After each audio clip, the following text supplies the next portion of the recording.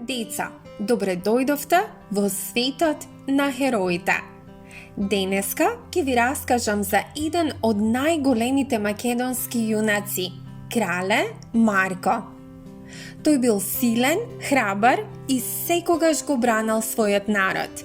А сега слушнете како започна неговата приказна. Марко бил син на кралот Волкашин. Уште како мал сакал да биде јунак. Секој ден вежбал со мечот и со лакот, а неговите пријатели често се восхитувале на неговата сила. Еден ден, додека Марко шетал во гората, слушнал како некој плаче. Што мислите? Кој бил тоа?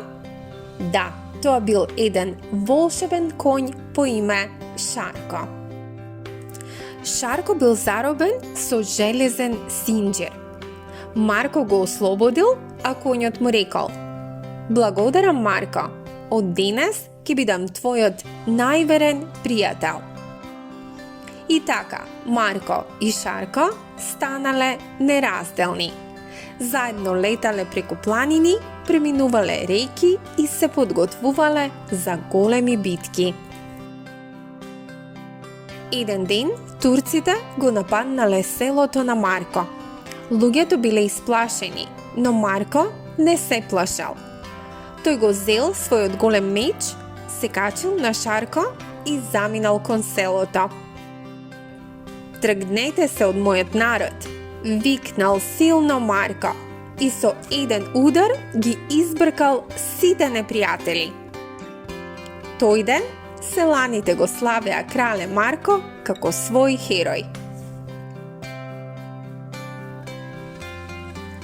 Но Марко не бил само храбар, тој бил и праведен.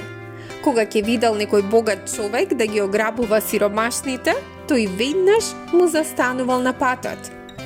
"Не можеш да го земеш тоа што не е твое", му рекол Марко на богатиот човек и му ги зел парите и ги вратил на луѓето.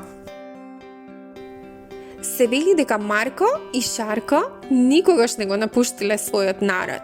Некои луѓе веруваат дека тие и денес се кријат во планините, подготвени да се вратат ако некогаш на Македонија и биде потребна нивната помош.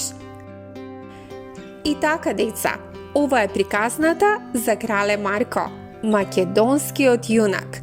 Запомнете, секој може да биде херој ако е храбар, добар и секогаш се бори за правдата. Доколку ви се допадна оваа приказна, не заборавајте да кликнете лайк и да се претплатите на нашиот канал за повеќе интересни приказни. Се гледаме наскоро. Довидување!